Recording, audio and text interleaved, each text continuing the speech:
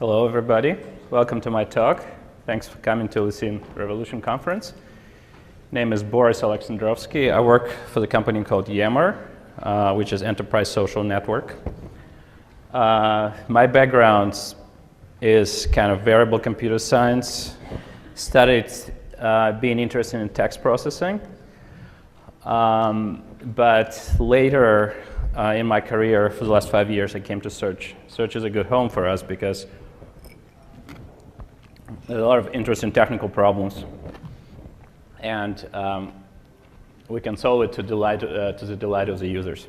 There's a talk today about a real-time search system we developed at Yammer, about the architecture, some of the technical challenges, kind of the fun parts we had when we were trying to develop it, and at the end I'll open up to questions. So search is hard, as you all know. This slide's people talking, but they're not really talking to each other. There's a number of challenges, especially for real-time communications. Nobody knows what grammar is. It's not important. We're not dealing with indexing New York Times style articles. People use all sorts of private language. How are you going to generalize from that? People use conversational language. Especially at Yammer, we have people engaging in threaded conversations over kind of a water cooler type of model. So a lot of context is implied in the previous message, the message that people are replying to.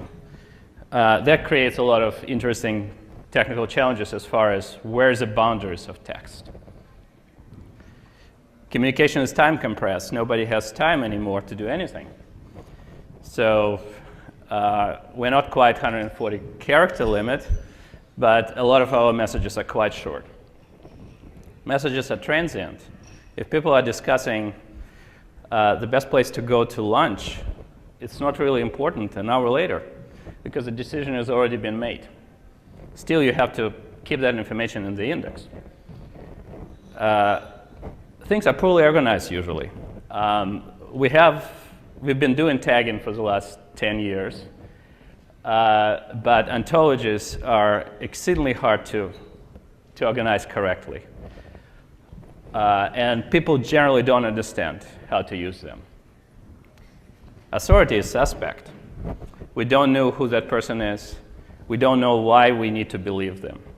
And there's no way to distinguish interest in communication between the person who has no authority and something which might be a lie from a person who has a lot of authority.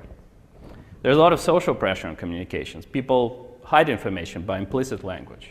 How do we deal with things like that? So hopefully we're not going to wind up in a situation like this, when you talk to your dog and the only thing dog understands is a single word. So we have low expectations at Yammer, but we're trying to do a little bit better than this. So here, the way I view the kind of information pyramid is you go from information to knowledge. When information is just presented in a form of a message, it's not enriched in any way, shape, or form. It's not very interesting. All you have is messages. All it does is attracts your attention. Now, this is not so bad, but what you really want is create facts from information.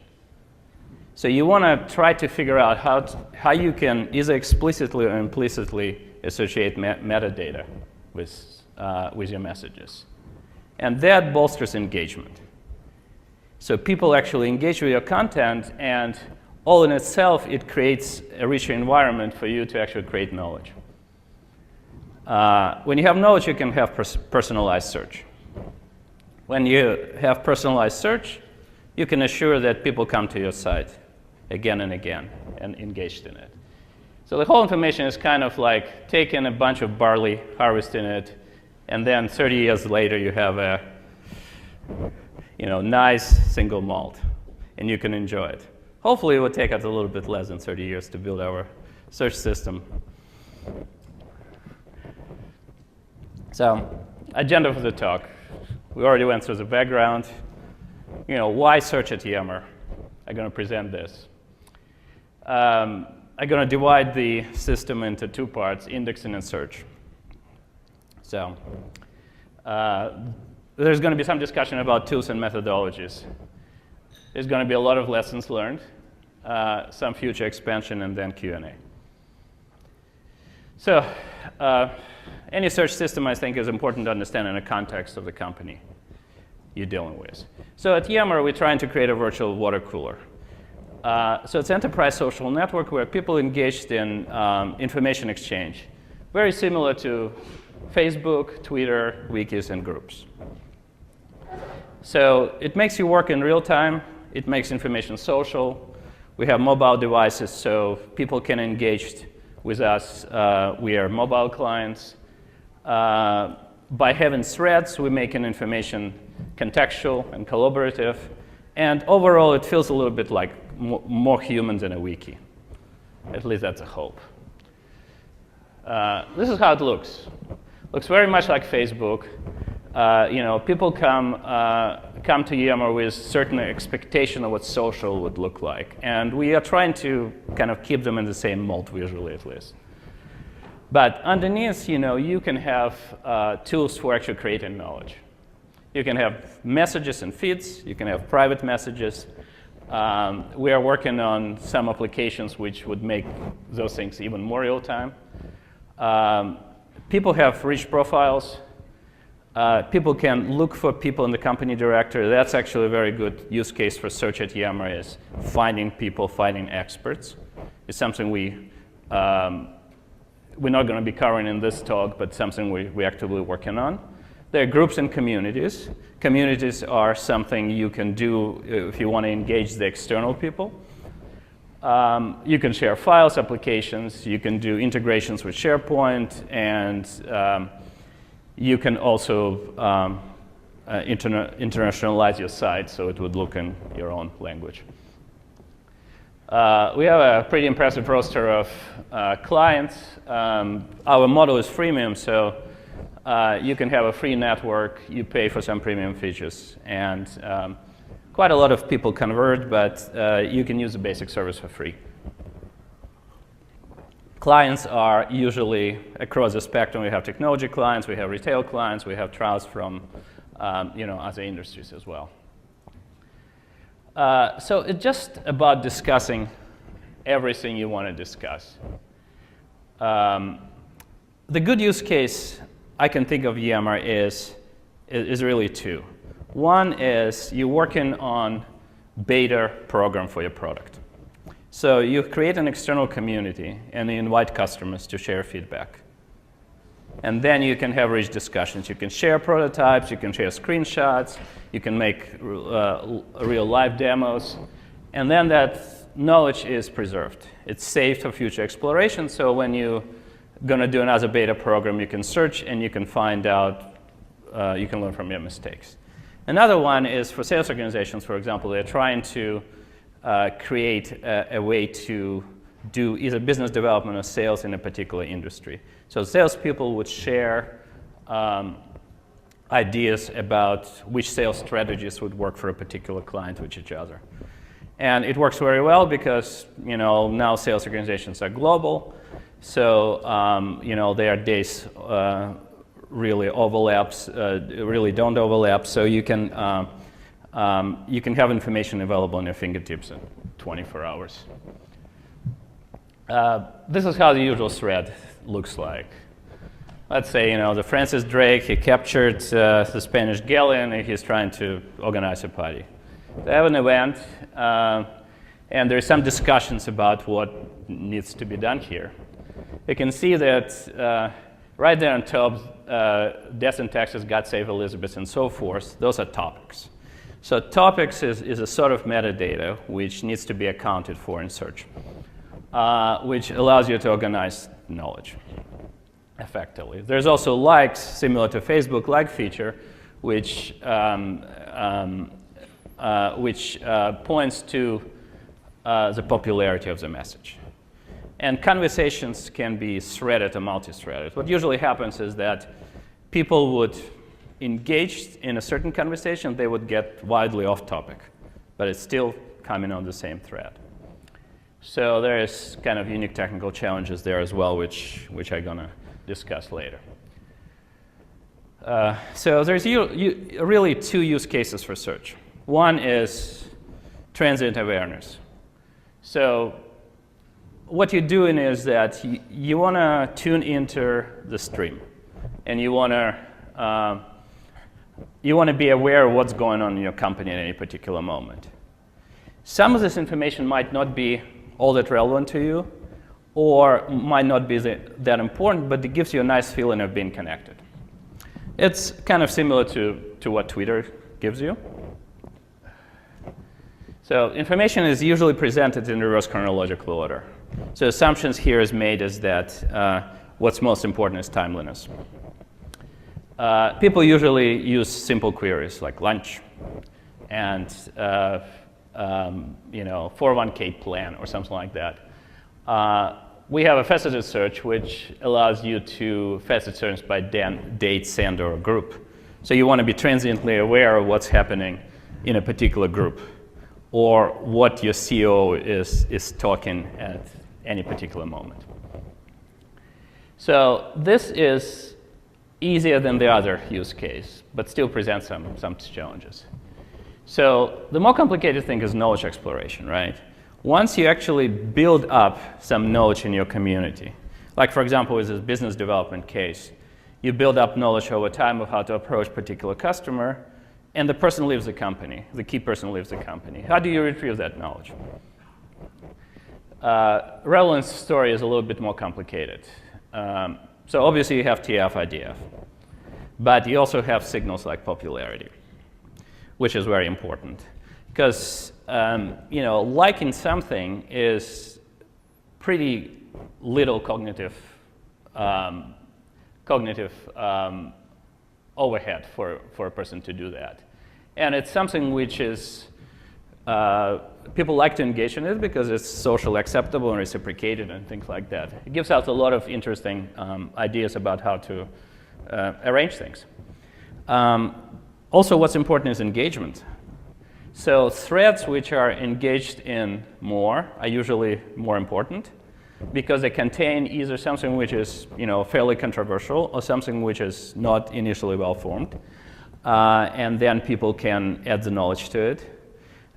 Because it's always important, I think, in a context like Yammer to get an opinion of multiple people together in a thread. And then if you can retrieve that, if you can order your search results based on engagement metric, in our A/B tests, that gives us a pretty good click-through rate boost. Another thing you can do is you can arrange things by social distance. So the idea here is that what your boss says is maybe more important than somebody else from some other department which is more distant in your social graph from your boss. So this is important and useful, but I don't think it's not as useful in our use case as popularity and engagement. People usually tend to issue more complicated queries, mostly because they start obviously with a very simple query, but then they want to narrow down the information. So we let them narrow down information through facets, but sometimes they need to add an additional query terms on top of it. So they can narrow down a little bit more. So we use date, sender, group, and object type facet. In our case, object types that we have kind of rich attachments, and those attachments, it's important to say, find foo and bar when it happens in the event stream, or find foo or bar when it happens in the praise stream or discussion stream, and so forth. Some of the challenges. So right now, more knowledge is generated in real time than ever before. So usually, availability latency is less than 1 second. Things are not always well formed, what we find out. And as I said, there's a complicated relevance story, which has to do that we have all those signals, which is good, but at the same time, how do you create interest and relevance function? There's also location, which is kind of important because the idea of Yammer is that you're gonna take you collaborate online, and then you have this knowledge trace. But you can also take your collaboration from online to offline as well. So what you can do, you can find a person, find an expert who is closest to you on location, just go talk to that guy. And that kind of proves the usefulness of the whole approach. So we created the system in relatively little time. It took about 8 man-months for us. There's 2 engineers, myself and Clark, working on it. And it was lots of fun. So indexing kind of have 2 parts.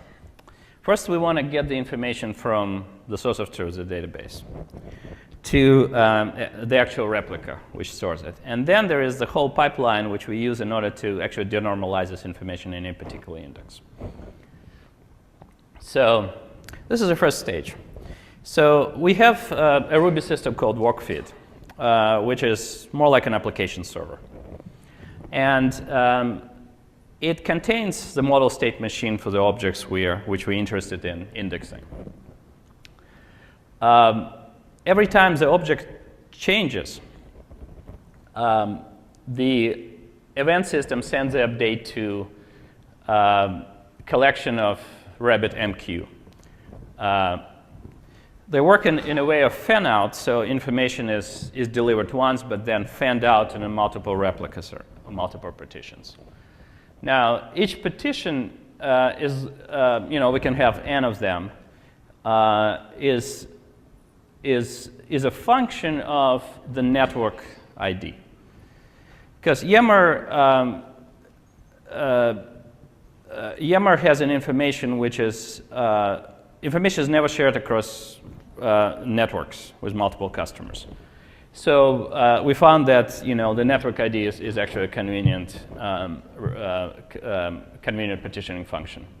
And then every partition can also be replicated for redundancy and availability. So what is replication here? So they're actually independent near replicas based on the single distributed source of truth. What happens here is that since this is a search fan-out, so every replica receives the same stream. But they might not process the stream at the same rate or at the same time. So there's only eventual consistency guarantee for the replicas, but there's no strong consistency guarantees. So if we look at our replicas, they differ from sometimes by thousands of documents, thousands of updates. But that's OK, because you can see when I'm going to be talking about search that we actually kind of multicast things out to multiple partitions, so we can always arbitrate correctly, or nearly correctly, I should say. So partitions, of course, get out of sync. We have a process in place which allows you to automatically monitor the replication quality. So we have metrics in place which allows you to monitor the number of documents and alert you if the number of documents are, the partitions differ over a certain threshold. And there's also statistical sampling, which we do at the database level itself, allow us to see whether we're actually missing any updates. Because there's certain transactional guarantees on the database level, but there's only eventual consistency guarantee of delivery. So what happens when the information actually gets into the replica before it gets into the index? So we have an abstraction which allows you to map the database view of the world to the index view of the world. For example, things which we are interested in indexing are threads. And threads have topics and likes associated with them. So we actually don't model threads in the same view, in the same way the application server sees them. We do normalize this information into the flat index structure of Lucene. So what you need to do is that you need to translate the events from database level to the index level. And once you translated the database, you need to take care of the dependencies. Because, for example, if you're updating a topic name, renaming the topic, you need to find all the threads which have that topic information associated with that. And then you need to go update all those records in an atomic manner, hopefully. So in order for us to actually have any real-time guarantees, there's, of course, a cache involved, which contains the cache view of the index. Before things get into, so once the information gets into cache, we send the acknowledgement back to MQ system. So at this time, what happens is that the information, the message is actually deleted from the durable queue. So if we couldn't apply it to the index on time, then we're going to lose this information. So we use the write-ahead transactional log, which is persisted to disk, in order to catch those updates. And then things from cache go to Zoe, which is the LinkedIn open source project I'm going to talk more about in a second, which indexes things in memory for availability. And eventually, Zoe would write things out to disk. So at that time, we'll receive the event back to Zoe, and we can roll out a transaction log. So there is, in this way, we don't lose the information. So in our case, it's usually 30 seconds, so we have to write our transaction, keep our transaction log for 30 seconds, which doesn't permit it to become very large. Because if it becomes large, then we can repartition and rescale as well. We just use SSDs for transaction log, and that works actually fine for us. So why is it really hard? So you're essentially dealing with a distributed, eventually consistent system.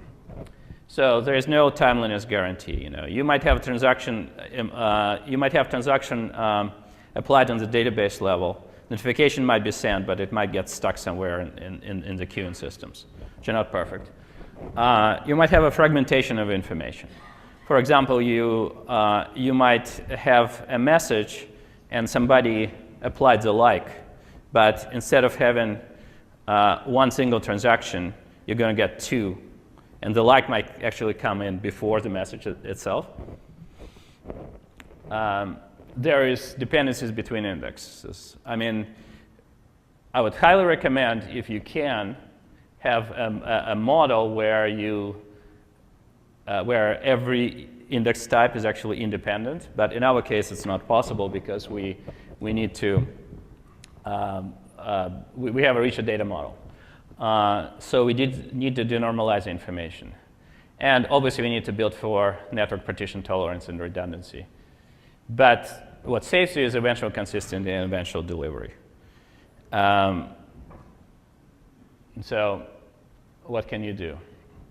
So out-of-order delivery is source of most evil and most fun, depending on how you look at it. So what can be done? So you can, of course, assure an order delivery. You can use some kind of buffer and wait method, where you just wait until transaction commits. You denormalize all the information which needs to go into the index ahead of time, and you apply it in an atomic and transactional manner to whatever the delivery mechanism you might have. But the problem is that it degrades performance, availability, and timeliness, and it's only eventually consistent. So essentially, you're going to wait for something which may be less important, like a like for the message, to come there, and you're not going to index that message. So that's probably not acceptable in our scenario. So another thing you can do is, if you live in,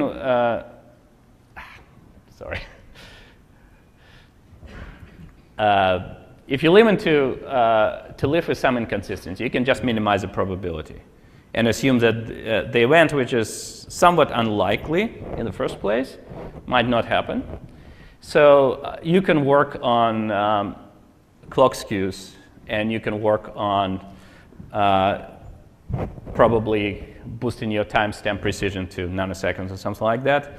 But that's not really a practical solution, because in distributed system you can't really achieve that. So what we do, we arbitrate. So there's three things you can do to arbitration. You can use timestamps to arbitrate information. You can use semantics to figure out whether your update's actually monotonic in nature. And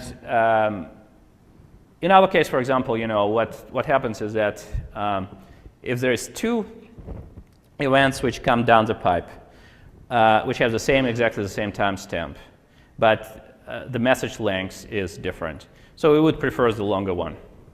Now, that's not a fail-safe solution, really, because sometimes people have shorter messages, but for the purpose of indexing, I think it's okay, because you might have some false positives, but at least you're not going to miss important information. And we need to index lifecycle events, so we need to make sure that deletes are actually preserved in the index forever, just in case there's a decision to be made about them. So some examples. So there's a delete update race. So somebody created message hello at 12:34:39. Somebody deleted this message at 12:41:01. And somebody modified the message at the same time. So what do you do here? Now, in our system, fortunately for us, you cannot undelete the message once this is deleted. So if something is deleted, then we just marked it as a tombstone. And then any further updates for that particular ID are automatically rejected. There's also multiple update race. So somebody can create a message hello at a certain time.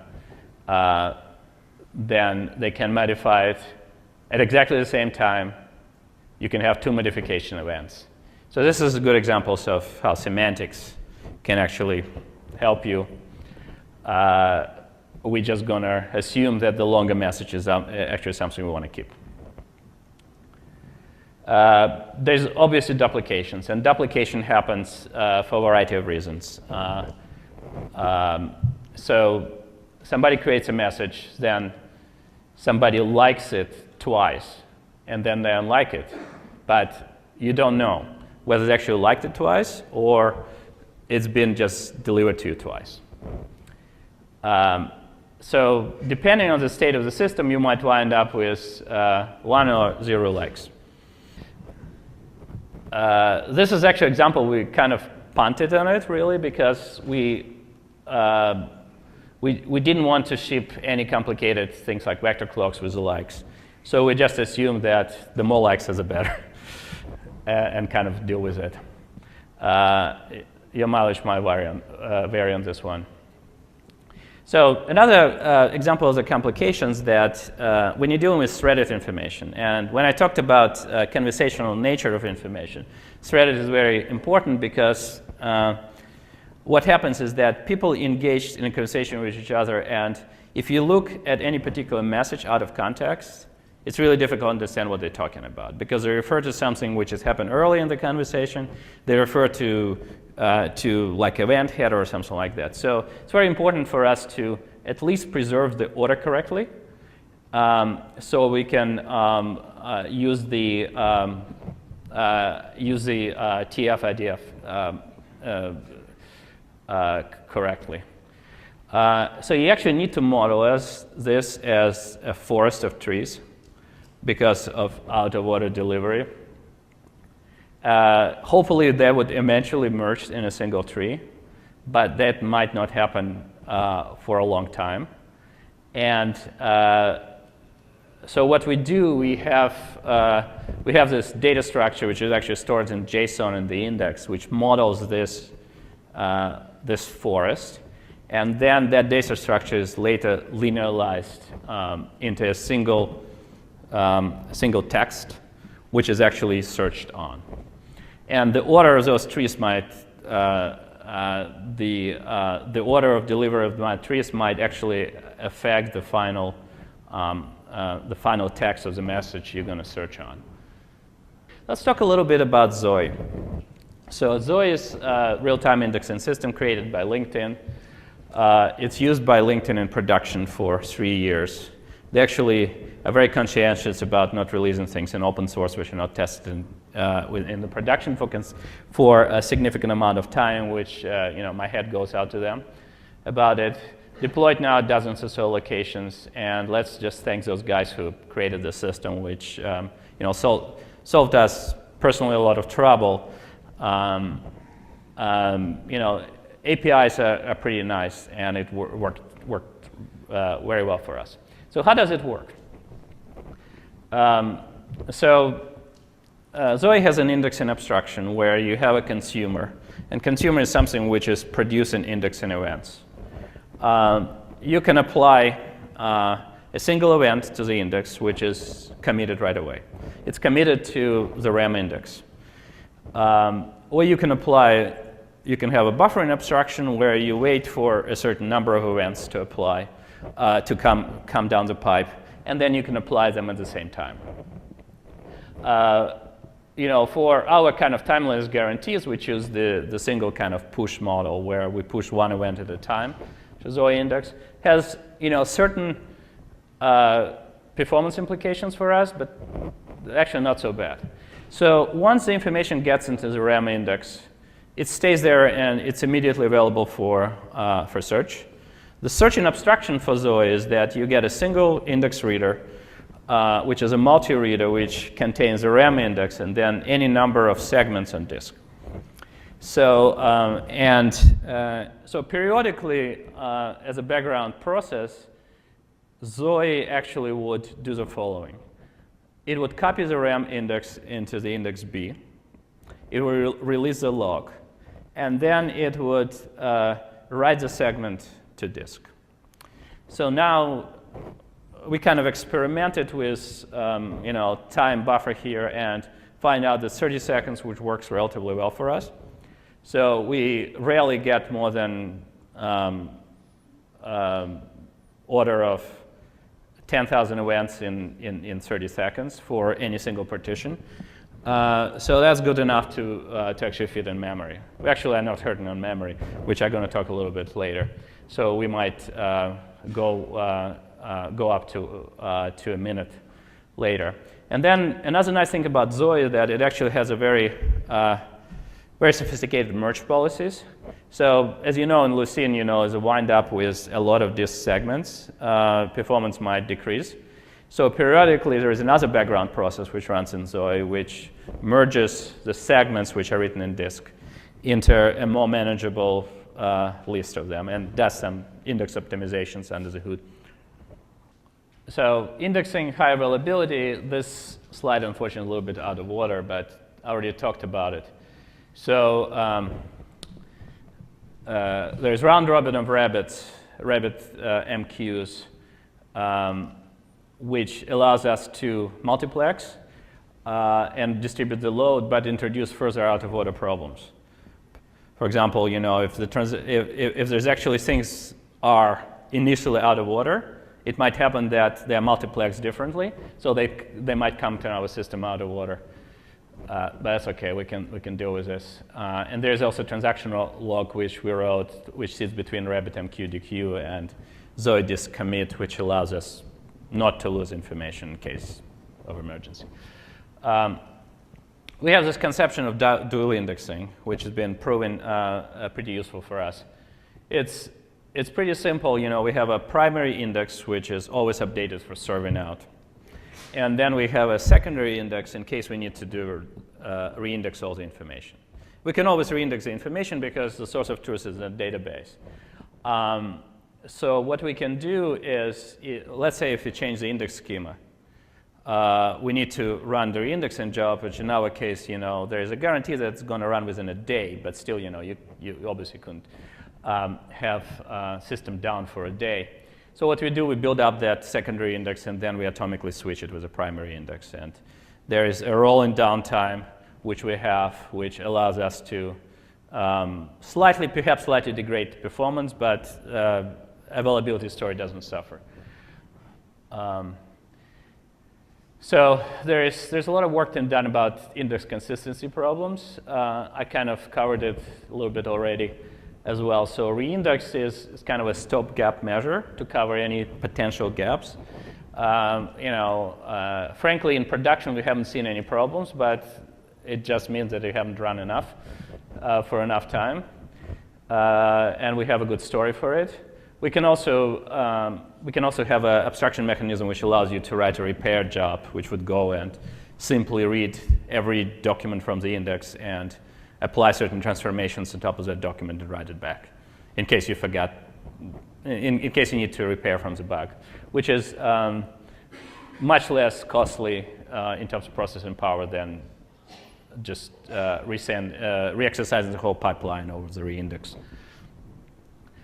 So search, let's see, we have like 10 minutes. Okay. So the foundation architecture for search here is that the query comes along to something which is called a search master or request manager here. And search master is a pretty simple abstraction. It only knows about the partitioning scheme. And what it does, it simply just sends all the requests to appropriate partition. And then the requests go to appropriate partitions. There is two sorts of indexes there. There is a real-time index, which is managed by Zoe, which I already covered. So you can make a request to it. And then there's non-real-time index, which is kind of a little bit misnomer because it can be real-time, but it's not managed by Zoe. It's a time slice sharded index, which allows us to keep all the information in sync. So that's kind of a preliminary. If partition becomes too big, we can always reshard it in partition before we do repartitioning, because repartitioning is more expensive. So in terms of SLA goals, this is what we like to have. We like to have about 50 million documents per partition. In our case, documents are about 1 kilobyte in size on average. That including the primary message text and the metadata. So we can, in 46 gigs of index, we can have about 50 million documents. Then we like to have P75 about 50 milliseconds for the whole pipeline. And we want to have 3 nines or 2 nines guarantees for about half a second, which obviously it averages out across multiple queries because not every query is created equal. But we also design it to process about 100 simultaneous connections. So API is very simple. It's kind of RESTful, always HTTP. We actually use HTTP almost exclusively of any other protocol, which is proven OK. So you supply your authentication credentials to search, which is your network ID, your user ID, and the kind of groups you want to be in, and the query, the start, the page size, and any particular faceting information you want to get out of it. And it just does the magic under the hood. So payload is usually a small JSON object. It's, we use Jackson parser for JSON, which is lightning speed. It never does its job in more than 1 millisecond, which is pretty good. And we just do query 1 page at a time. So this is how payload usually looks. So there is like a type of, this is coming from the message index, and we have that number of hits. We spend 89 milliseconds for this particular query, and we send document IDs, UIDs of the documents to the index, and then the Ruby service knows how to actually fetch those documents and display to the user. Web server, highly recommend using Jetty and Jersey, which is JSR 3.11 implementation, which allows you to write all your web services as an annotation-driven, in an annotation-driven framework, which is pretty simple and also much easier to test because you don't have to mock out all the HTTP connection objects and all that crap, which you don't have to deal with it. You can just test it as your usual object. We customized Jetty quite a lot, but the basic configuration which we have seems to be working pretty well. Tune to be required 100 QPS. I'm sure we can do more in terms of throughput, but there's occasional lock contention because Jetty likes to lock on certain global configuration parameters, which Search Marseille is mostly a router. What it does, it knows about the partitioning scheme and performs some load normalization. Right now, we just use call. I'll take the first user completion service, Java completion service, to just issue requests to multiple replicas and just take the first one. It's possible that the replicas are out of sync a little bit, so the results might come differently. So alternative strategy, which we tested, is just wait for a number of results and then merge the results. But that's probably not worth its salt in terms of performance cost. You can, of course, round robin if you have scalability problems, which we haven't had so far, at least in this part of the system. And you can do some dynamic load balancing. You can figure out whether these things are least busy. There's been a lot of research in load balancing, which I think there's no solution to these problems. And the other thing it does, it maintains primary SLA in terms of metrics. So we can go to search master and says, are you compliant, compliant, compliant? So partition is just a simple Jenkins 64-bit hash of network ID. We can actually have some kind of exception list to split large partitions. Because there's definitely non-uniform distribution between a number of documents in a network. Because we have a lot of customers which have very large networks. We have a lot of customers which have 5 messages. So the simple hash of network ID doesn't give you uniform distribution, but it's pretty good. Exception list is not very large. Repartition and store is pretty expensive, and this is something we're going to work on in iteration 2 of our system. Possibility to think about consistent hashing here as well, although I'm not sure of the performance implications at this point. So I think it's important to test your index. So in our particular case, what we want to assure is that indexing is actually idempotent. So you can apply as many dupes as possible to your index, and you get the same results. We have written some test tools which simulates out of order delivery, essentially a random permutation of stuff. And then once things quiesce, we can compare the indexes, and hopefully that should be the same. At search, we use a small manual index. We record all the events coming from Rabbit, so we can replay them into the indexing queue, and we can build this. We can tear down and build this index in the unit-style fashion. So production, couple observations. Important to measure things. We have a pretty awesome metrics library, which I'm going to talk just in a few minutes about. Hardware is cheap. People are not. There's usually, people also require more maintenance than hardware, as an observation. And so we have pretty big machines, 64 gigabytes of memory, kind of a database scale machines. And they might be a bit of an overkill, but they're providing us things. And then once you actually have enough redundancy, you can use Zabbix and Ganglia to measure and alert you in case there is any potential failures. So metrics, since we don't have much time, I'm just going to skip over this. There's different types of metrics. There's instantaneous things like gauges.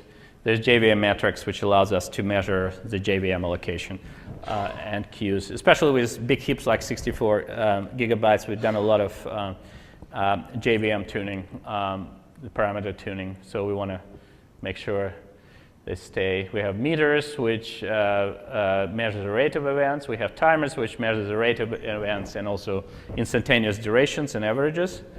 So P999 is something which we want to keep fairly low. Metrics is available at GitHub. Coda Hale is an architect at Yammer who wrote that metrics library, which I think our system was the first one to use. So some lessons, like I definitely didn't estimate the complexity of the data model correctly. And it's been giving me no end of grief. So don't do that. It's important to tune the trade-off between consistency, real-time availability, and correctness. So in our system, real-time availability is a key, I think. Correctness is probably the second. Consistency is important. But it's not a bank transaction, so we can live with eventual consistency model. Measure, have a flexible partitioning scheme, and have an adequate data recovery plan. Probably don't have to talk about future, so you have any questions? Right. Yeah. The question is whether our architecture from the beginning was more an emergent one. So I started from scratch. We had T-Search2 Postgres search system, which didn't scale very well. So I started fresh, essentially, with the Zoe in mind, building on top of Zoe. But then I had to change course a little bit because, as I said, I underestimated the complexity of the data model. So I had to rewrite indexing a little bit on top of it. But it was essentially a two-people project, so didn't have to deal with legacy code all that much. The question is whether you have use cases where you dive deep into the results and do some data mining. Yeah, we have those use cases. That's why we have facets. That's kind of the only thing now which can guide you through results if you have like 10,000 results. What do you do? So that's been proving consistently well. However, there's also plans to do some clustering where you can understand the results which are coming back, whether they're similar to each other or not, and then group them accordingly into clusters. So you can actually essentially facet on a cluster. Yeah. The question is whether I do have access capacity on hand. Well, we don't have customers per se. It's an SaaS solution, so we run our own data center. But we can provision a machine as an additional replica, for example, pretty easily. It can be done. We don't use a lot of virtualization software, but we have some excess capacity which is just waiting for this purpose. And if we need to do repartitioning, which we haven't done yet, then we probably have to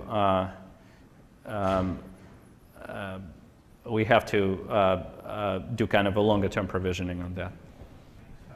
Yeah, the question is about Solar. We don't use Solar. We just use Lucene 3.1,